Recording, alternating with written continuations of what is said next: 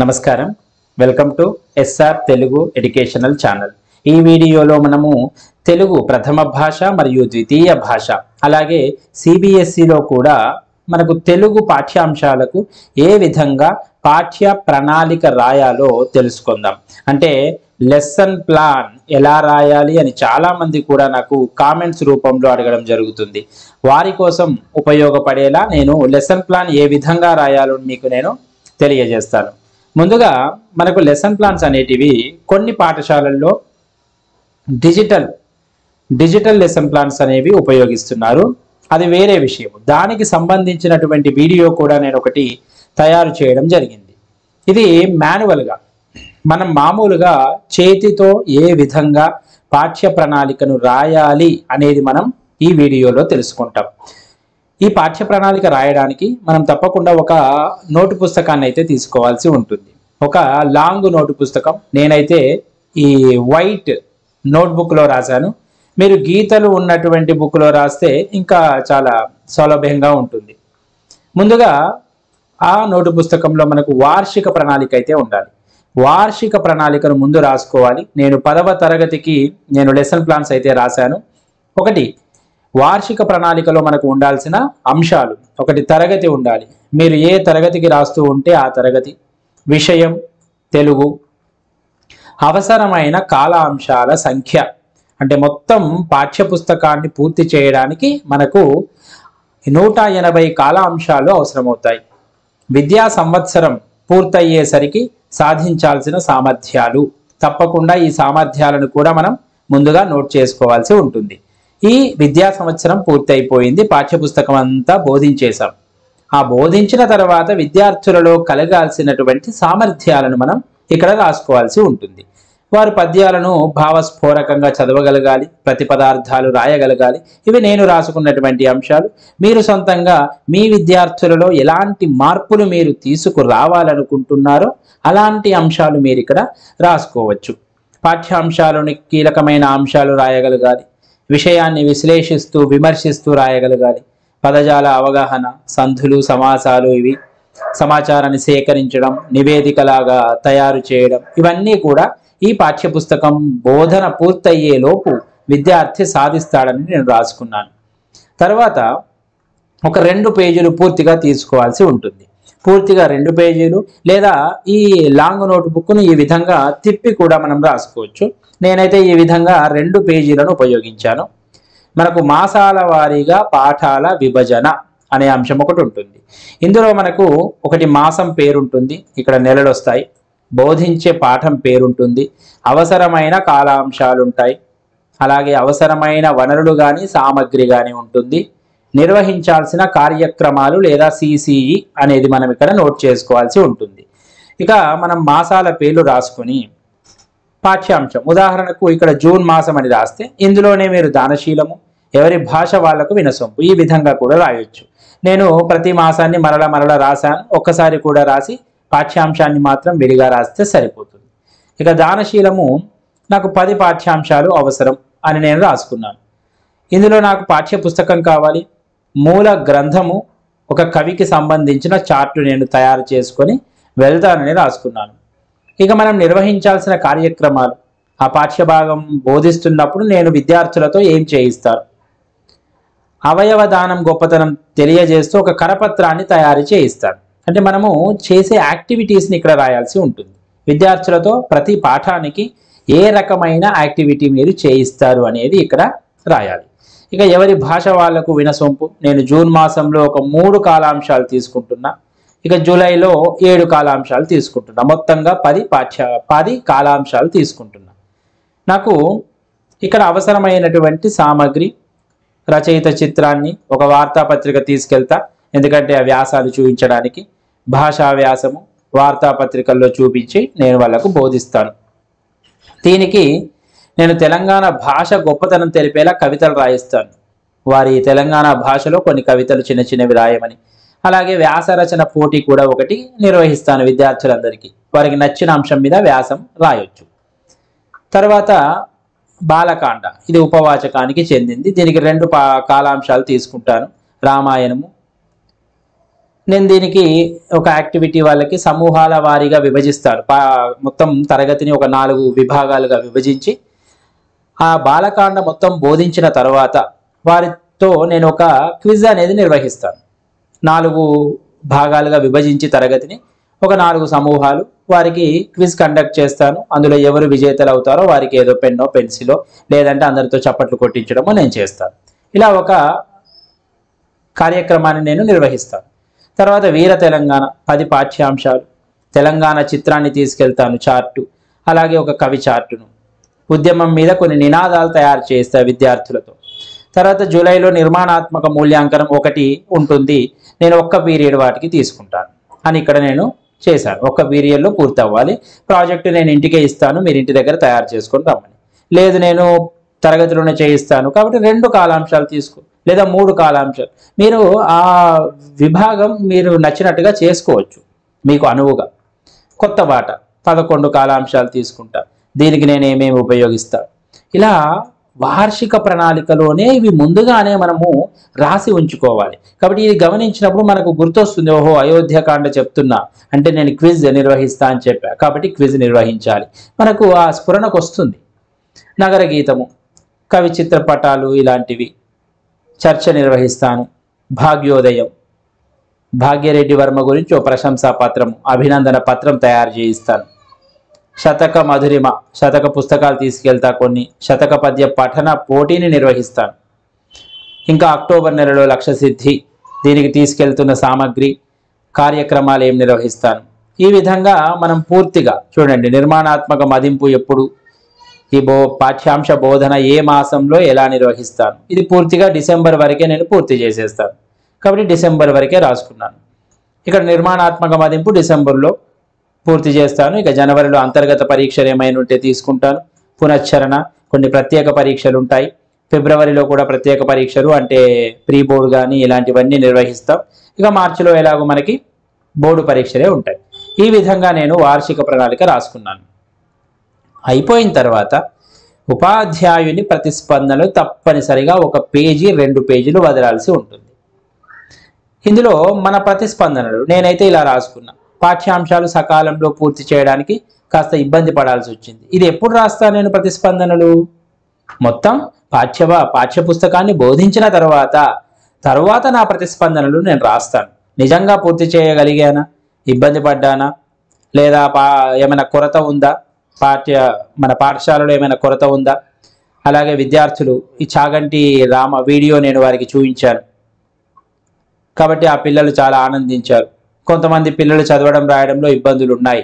ఇలాంటి నా ప్రతిస్పందన రాసుకుంటా.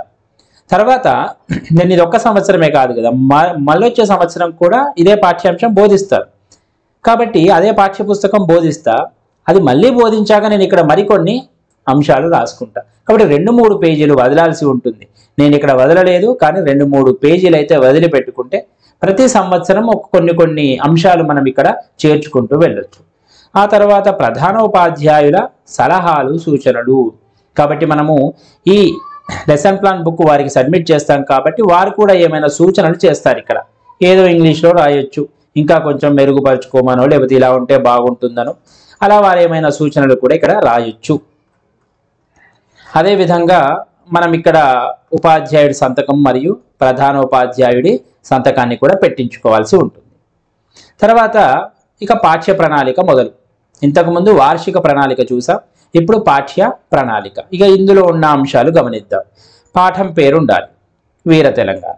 అవసరమైన కాలాంశాలు మనం వార్షిక ప్రణాళికలో ఇంతకు ముందు ఉన్నాయి, అక్కడ ఇక్కడ ఒకలాగానే ఉండాలి. 10 పాఠం ద్వారా సాధించాల్సిన సామర్థ్యాలు. ఇది కేవలం పాఠ్యాంశానికి సంబంధించింది. తెలంగాణ పోరాటం నుండి స్ఫూర్తి పొందుతారు, పద్యాల పట్ల ఆసక్తి ఏర్పరచుకుంటారు, పద్యాలను ప్రతిపదార్థాలు భావాలు సొంతంగా రాయగలుగుతారు. ఇది మొదటి పాఠ్యాంశము కాదు, ఇది వీర తెలంగాణ అన్న పాఠ్యాంశానికి నేను రాసిన పాఠ్య ప్రణాళిక. ఇదే రకంగా మిగతా పాఠ్యాంశాలకు కూడా మీరు రాసుకోవచ్చు.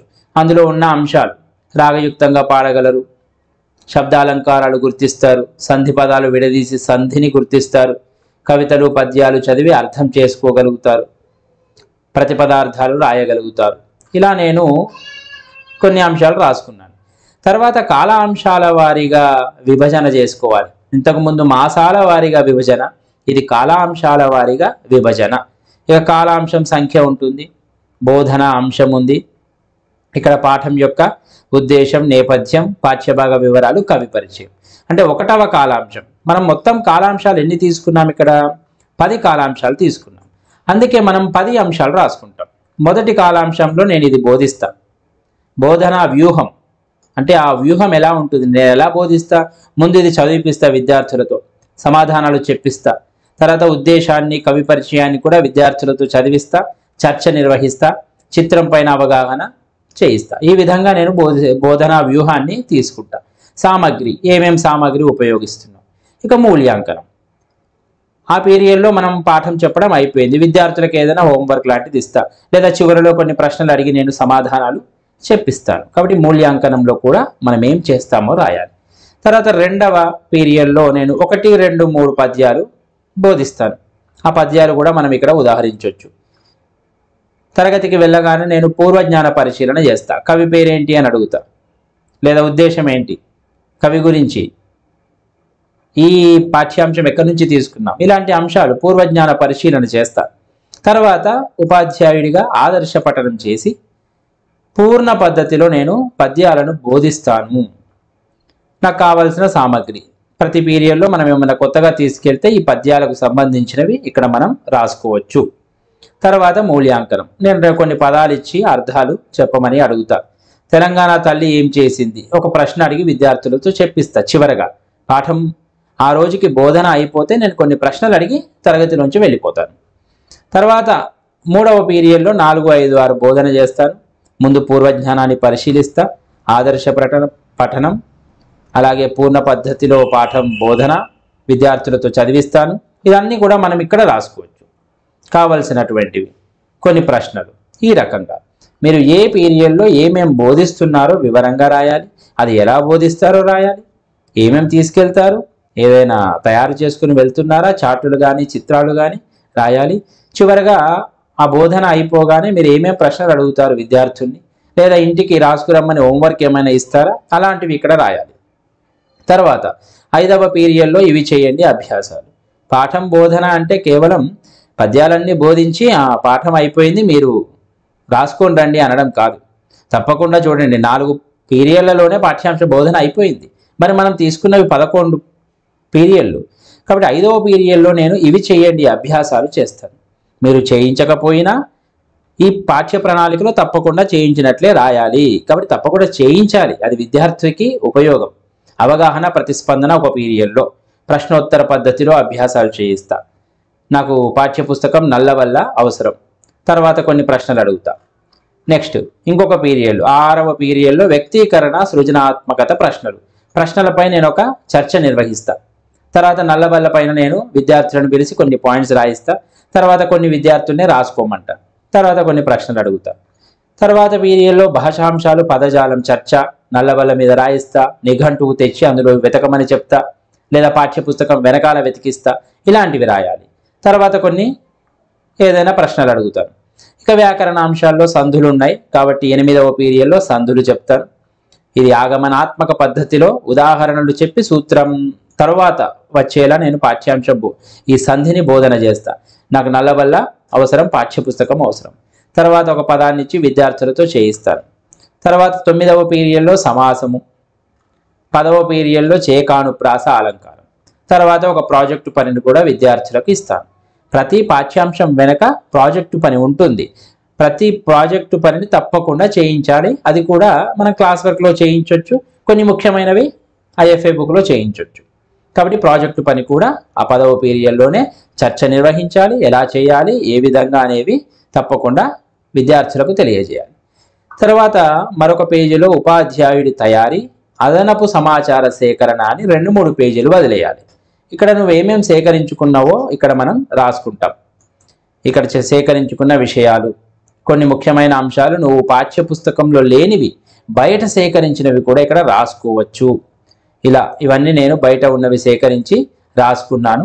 ఇలా 2-3 పేజీలు వదిలితే ప్రతిసారి బోధించినప్పుడు కొన్ని అంశాలు మనం చేర్చుకోవచ్చు ఇక్కడ. ఇక ఉపాధ్యాయుడి ప్రతిస్పందనలు. ఇంతకుముందు వార్షిక ప్రణాళికకు రాసినట్లే మన ప్రతిస్పందన రాయాలి. పాఠ్యాంశ బోధన అయిపోగానే మనకు వచ్చిన కొన్ని సమస్యలు, విద్యార్థులు ఏ విధంగా ప్రతిస్పందించారు, తెలంగాణ గురించి ఎలా చెప్పారు, తెలంగాణ పోరాట వీడియో చూపిస్తే ఎంత ఆశ్చర్యపోయారు, కాబట్టి అనుకున్న సమయంలో పాఠం పూర్తయిందా, ఏమైనా సమస్యలు వచ్చాయా, ఏమైనా నీకే అర్థం కాలేదా, ఇలాంటివన్నీ కూడా మనం ఇక్కడ రాసుకోవచ్చు. తర్వాత ఉపాధ్యాయుడి సంతకం ఉంటుంది, ప్రధాన ఉపాధ్యాయుడి సంతకం ఉంటుంది. ఇలా పూర్తి పాఠ్య ప్రణాళిక పూర్తవుతుంది. ఇది పద్యానికి సంబంధించిన ఒక పాఠ్య ప్రణాళిక. మరొకటి గద్యానికి చూద్దాం. పాఠ్య ప్రణాళిక, పాఠం పేరు, కొత్త బాటకు రాశాను, 11 కాలాంశాలు, పాఠం ద్వారా సాధించాల్సిన సామర్థ్యాలు, తెలంగాణ భాష గొప్పదనం తెలుసుకుంటారు, ప్రాంతీయ భాషలు కూడా అందమైనవని తెలుసుకుంటారు, మాండలిక పదాల అర్థాలు గ్రహిస్తారు, పల్లెల్లో అప్పుడున్న పరిస్థితులు తెలుసుకుంటారు, వృద్ధి సంధి పదాలు గుర్తించగలుగుతారు, జాతీయాలకు అర్థాలు గ్రహించి వారు నిత్య జీవితంలో ఉపయోగిస్తారు, నూతన పదాలను సొంత వాక్యాలలో ప్రయోగిస్తారు. ఇవి వాళ్ళు సాధించగలిగినవి పాఠ్యాంశ బోధన అయిపోగానే. ఇక కాలాంశాల వారీగా విభజన ఇలా ఉంటుంది. మనం ఇంతకుముందు చూసినట్టే ఇక్కడ కూడా కాలాంశాలు 1, 2, 3 మొత్తం 11 వేసుకోవాలి. మొదటి కాలాంశంలో పాఠం ఉద్దేశం, ప్రక్రియ, రచయిత్రి పరిచయం అయిపోవాలి. ఎలా చేయిస్తావనేది ఇంతకుముందు చెప్పుకున్నట్టే ఇదంతా. తర్వాత ఎక్కడి నుండి నువ్వు ఎక్కడి వరకు బోధిస్తున్నావో వివరంగా రాయాలి. పేజీ నంబర్తో సహా రాసుకోవచ్చు. 1వ భాగము, నిజంగా 1వ భాగాన్ని పూర్తి చేయలేకపోవచ్చు ఒక్కొక్కసారి, కాబట్టి కొంచెం ఎక్కువ చేయొచ్చు, కొంచెం తక్కువ చేయొచ్చు. ఎలా చేస్తావు?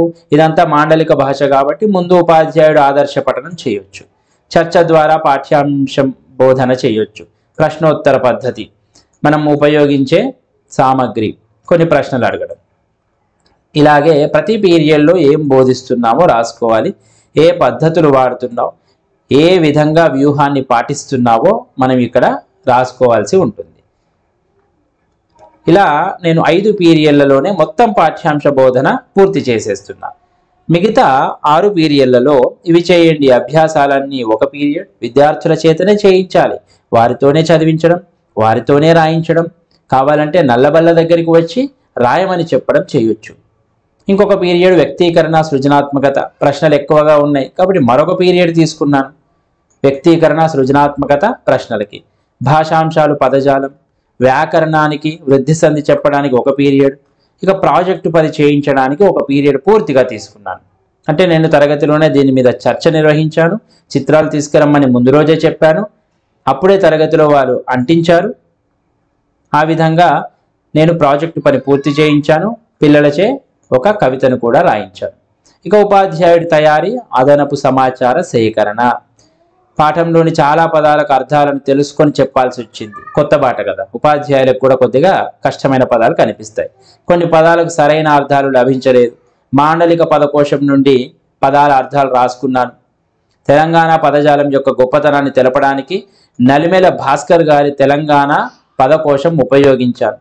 ఇలా మనం అదనపు సమాచారం ఎక్కడ సేకరించాం, ఏమేమి దీనికోసం సిద్ధం అవ్వడానికి ఏమేమి చేశామో ఇక్కడ రాసుకోవాలి. 2-3 పేజీలు వదలాలి. ఇక ఉపాధ్యాయుడి ప్రతిస్పందనలు, ఇక్కడ పిల్లలు ఇది అర్థం చేసుకోవడానికి ఇబ్బంది పడ్డారు. దీనికి మాండలిక పదకోశం చూశాను, కొందరు విద్యార్థులు పాఠాన్ని చదవలేకపోయారు, పాఠం చెప్తున్నప్పుడు జరిగిన సమస్యలు అవి ఇక్కడ మనకు వస్తాయి. ఆ తర్వాత మనకి ప్రధాన ఉపాధ్యాయుడి సంతకం, ఉపాధ్యాయుడి సంతకం కూడా మనం అక్కడ పెట్టించుకోవాల్సి ఉంటుంది. ఈ విధంగా ఒక పద్య పాఠ్యాంశానికి, ఒక గద్య పాఠ్యాంశానికి ఈ లెసన్ ప్లాన్ అనేది రాయడం జరిగింది. దీని యొక్క పీడిఎఫ్ ఫైల్ కూడా, పీడిఎఫ్ కూడా మీకు నేను డిస్క్రిప్షన్లో లింక్ ప్రొవైడ్ చేస్తాను, దాని మీద క్లిక్ చేసి మీరు డౌన్లోడ్ చేసుకోవచ్చు. ఇలాగే మీరు మిగతా పాఠ్యాంశాలకి కూడా చాలా సులభంగా రాయగలుగుతారు. లేదు నేను చూసుకుంటూనే రాస్తాను అంటే నేను డిస్క్రిప్షన్లో మీకు మరొక లింక్ కూడా ప్రొవైడ్ చేస్తాను, అందులో క్లిక్ చేస్తే మీకు ప్రింటెడ్లో ఉన్నటువంటి, ప్రింటెడ్లో మొత్తం లెసన్ ప్లాన్స్ అన్నీ కూడా సబ్జెక్టుల వారీగా, పాఠాల వారీగా చాలా వివరంగా ఉన్నాయి. అందులో చూసి కూడా మీరు కాపీ చేసుకోవచ్చు, లేదా దాన్నే మీరు ప్రింట్అవుట్ తీసుకొని కూడా ఉపయోగించుకోవచ్చు. మీకు డిస్క్రిప్షన్లో లింక్ అయితే నేను డ్రైవ్ లింక్ పెడతాను, అది ఓపెన్ చేసి అందులో ఉన్నవి మీరు డౌన్లోడ్ చేసుకొని ప్రింట్ కూడా తీసుకోవచ్చు. ధన్యవాదాలు.